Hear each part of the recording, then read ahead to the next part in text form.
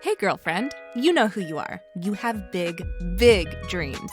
You want to write a book, stand on a TED Talk stage, be a life coach offering wisdom from your RV in Montana, a cafe in Barcelona, or a beach chair in Tulum. Your other girlfriends and your family, they don't always get your biz savvy. Why do you want to leave your JOB? Because you're a C.A.T.S, aka coach, author, thought leader, and speaker. Meet other change makers like yourself and find out how they make it happen. This is the Big Meow podcast. Hey, cats, it's Kristen, and I'm here today with Joyce Marter. Hi, Joyce. Hi, Kristen. Thank you so much for having me. Oh, I'm absolutely thrilled that you are here. And, I love your message around the financial mindset fix. I mean, we all need a mindset fix, but I think a lot of us need a fix around our money. Where do we start?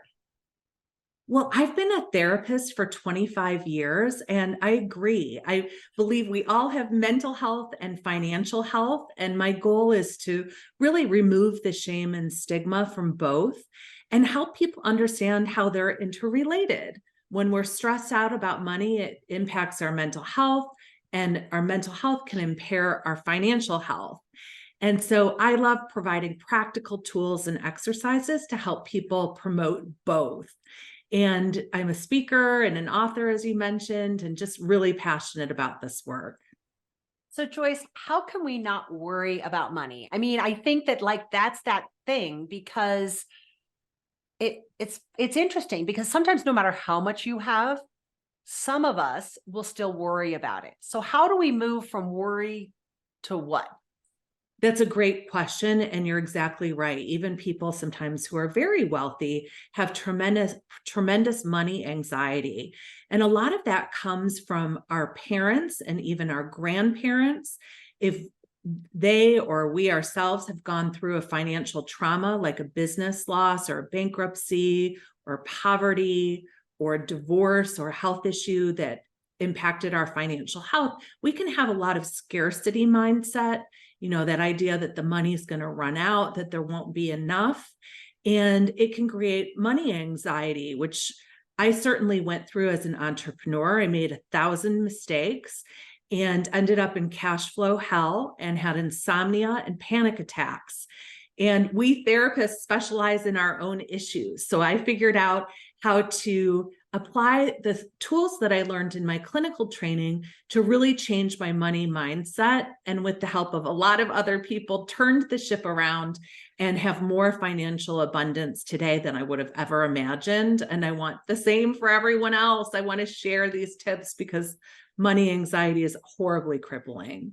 And, I think let's be real about it now too. We're coming off of the pandemic. Okay. So a lot of, especially entrepreneurs and women entrepreneurs, because that's what this show is about. We're kind of having to either reboot, refresh, reinvent.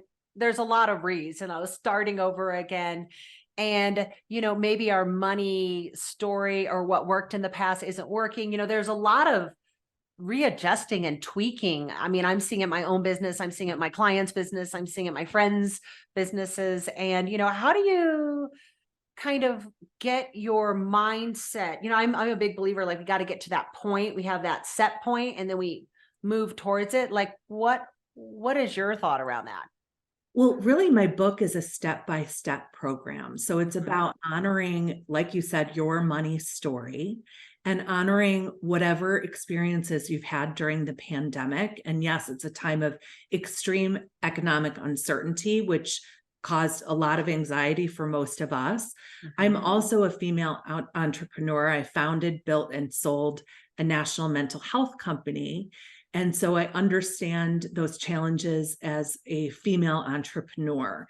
And so I think what we need to do is we need to look at our money story. We need to practice self-compassion.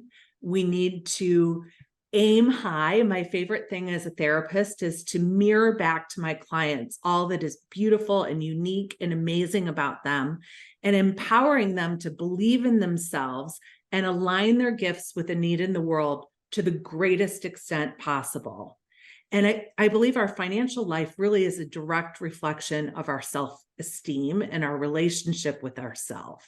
So when we feel better, we do that in our work, we put ourselves out with more confidence, assertiveness, we're willing to expand our comfort zones and negotiate, which unfortunately as women, we don't often learn and we don't often receive mentoring in that area. You are listening to the Big Meow podcast, empowering women entrepreneurs to share their voices, make an impact, and transform the world in a positive way. Sponsored by Orange Cat Content Marketing Agency. I would agree with almost everything that you just said. And I do think that a lot of us women, we don't have mentors, right? I mean, I know I've been an entrepreneur my whole life and fairly significantly successful entrepreneur, but I didn't have a lot of money mentors. I didn't have someone that was like, oh yeah, this is how you do it, or this is how you grow it, or this is how you manage it or invest it, and I think that finding mentors and finding people to kind of show you a path, especially for women, there's a space there. Definitely. And I think we all need a financial board of advisors, whether that's an accountability partner, your financial planner or accountant, or maybe you attend 12-step programs in the areas of Debtors Anonymous or Spenders Anonymous or something like that. But we need support. And we also need to have that high vision for ourselves, to know that we're capable of more and really lean into that. So I love the empowering work that you're doing, and we want to lift each other up as women. I believe that so much. I do feel like, sometimes society has taught us that women should be competitive with other women, but I actually feel like we all have so much to offer each other. The producer and I were just talking about, how amazing, I'm doing a group of interviews today and people are similar, and this is part of why I decided to do C.A.T.S is I was like, gosh, Joyce needs to meet Kaya, and everybody needs to connect. And I was like, I don't even have the capacity to make all these introductions of just how many spectacular women are out there. And I think that, the more we see work like yours, we can kind of just get it together a little bit better. And it's not that we don't want to get it together, but sometimes we just need, like you said, accountability, guides, support, a pathway to do that. So what's a challenge that you've had recently and how did you overcome it? Oh my gosh. Let's see. Which one, right? No, oh, right. Exactly. Exactly. Well, I agree with you about having a community of women. And so recently I became an empty nester, which is Me too. Oh, wow. Congratulations. And also hugs, it's a huge accomplishment and a big life transition. So I think just being vulnerable and being honest and sharing, that's something I learned in my money story when I was in cash flow hell. I learned that I needed to be vulnerable and share what I was going through, and help came out of the woodwork. I think sometimes we compare ourselves to other people's outsides and we feel inadequate, but we're all human and we're all struggling. We all need support in different ways at different points in our lives. So I love that you encourage that community of women. I'm sorry, I'm in Florida and the sun has just come out. So I know it's like you're in the ray of light. Okay, that's a better spin on it. But it's so funny, Joyce. So I have 4 children. My oldest daughter just got married last week. So we just went to the big wedding. And then my daughter underneath her just graduated from law school. So she's going to find out in a couple days if she passed the bar exam. We're kind of holding our breath on that. Of course. My son underneath, I have 4 children. He just graduated undergrad and he's going into a graduate program. And then my last one is 2 years in college, and I think he's in performing arts. He does musical theater. And so we're kind of like, I hope you can make it in performing arts. He's pretty good, but there is that, it's a long shot, but you do have to pursue your dream. But one of the things that I've noticed, and I want to bring this up, is that now that everybody is launched, it's like I'm circling back to myself, and I kind of realize, like, I put energy into raising these 4 humans. I put a lot of money and resources into raising these 4 humans, time, all these things. And it's like, wow, this time is now available to me. Isn't that amazing? What do I want to do with it? Right. I mean, it's like, there's this, and it's not instantly clear. It's kind of out there in the nebulous. It's like, I don't know what I want to do. I know it'll be successful, but it's this kind of rebalancing, reinvention, pulling in what you've done, but also building, and you've got more capacity, I guess. So what would you say around, I think there's a lot of women that we're in that space. Yes. And, just setting ourselves up for, that next chapter. I'm not ready to retire or anything close like that, but I'm kind of thinking like, what's next? And I've got all this extra capacity.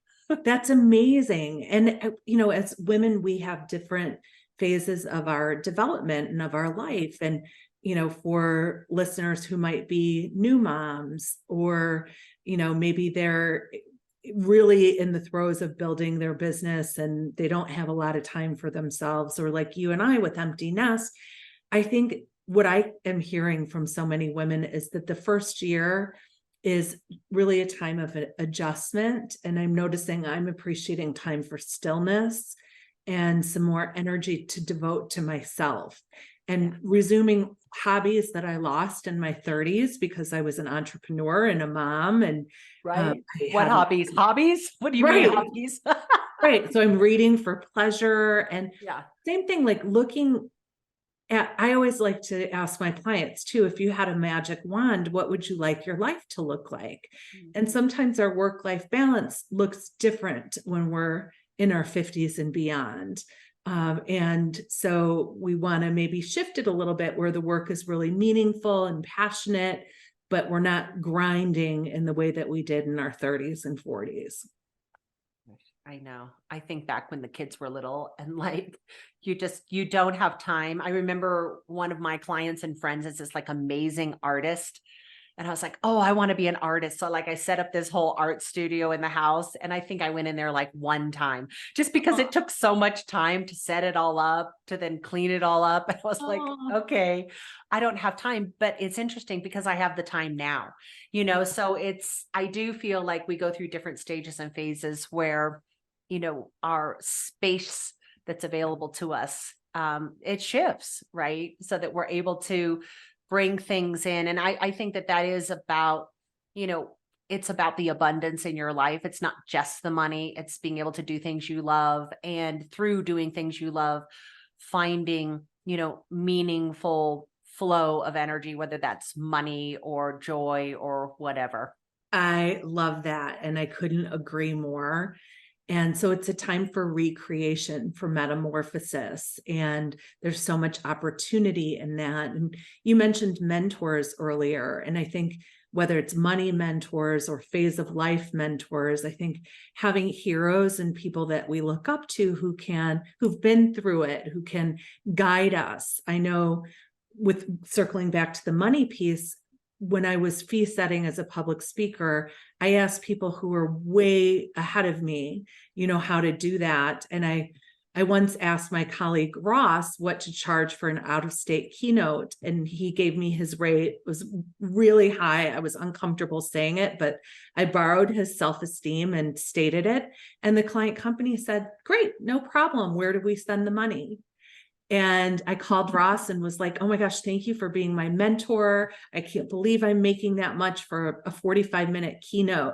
And he said, a 45-minute keynote? I gave you my day rate. I love it. Oh my God, that's so awesome. And I do love that, because I do think that it's amazing. One of my mentors a long time ago told me that whenever you're working with people, you need to be ready to make another offer. And I was like, and it should be at least double what it was before. And I remember thinking, gosh, we're doing this like $10,000 program. Like, how am I going to do double or even triple of this? There's only 8 people in the room. And I'm like, okay, she told me to do it. I'm just going to do it. And lo and behold, 2 of those 10 people took me up on my offer, which was $36,000. I'm like, well, I'm just going to practice. Whoa, I have chills.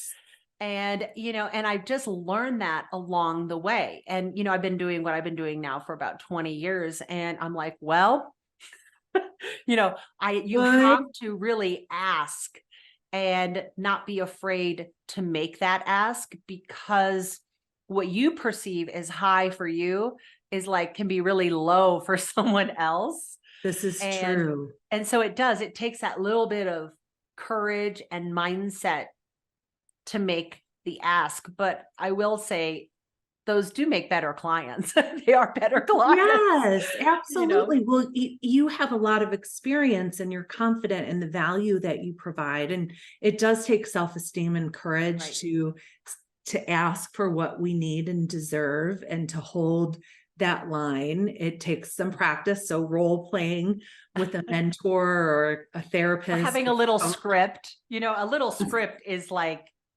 invaluable. Absolutely. Yeah.